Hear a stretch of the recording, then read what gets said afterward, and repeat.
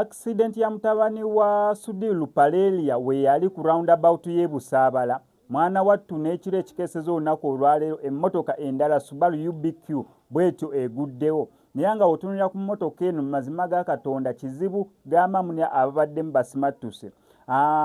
By the time mutabani wa Sudi Lupaleria we yafiira awo enkera actually wayitawo ennaku nga bbiri wayitawo ennaku either lumu oba bbiri nagenda okulaba nga ebintu ebyo barricades bali mu kubeera nga babisiiga langi naye ate kyaka tebaabijjaawo.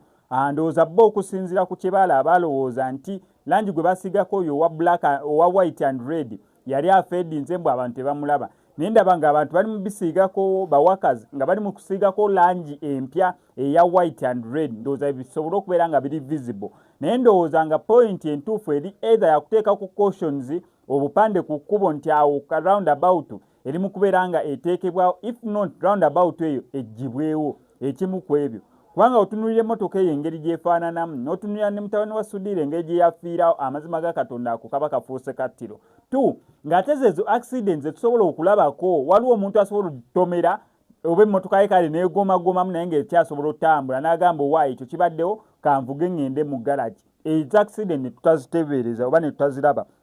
just zino eziri massive oba ez'amaanyi ennyo ze tusobola okubeera nga tulabako naye nga gavumenti tugiyita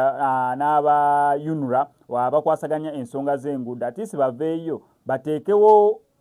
okulambika okutuufu ku luguudo olwo naddako eyo roundabout ye Busaabala kubanga tetugenda linda bantu balasooka kumala kufiiramu olwedde waliwo abaafiiramu bangi bafuniddemu ebisago abangi ebintu bya property zaabwe zibadde damaged emmotoka zaabwe ziweddewo kati otunuliranga eno emmotoka maaso yonna waweddewo so at least bandivuddeyo okubeera nga bateekawo cautions entuufu na butya ekkubo eryo lirina okubeera nga likozesebwa naddala ku roundabout eyo roundabout weeri bagimalirize if not basooke bagyewo ezo zibarricades abantu basobole okubeera nga tebafuna buvunne oba accident ezifaanaganako ng'ezo wano ku SMX Media ngenda sigala ku updates gwe tulina okukola subscribing and notification bell ebisigadde obitulekere.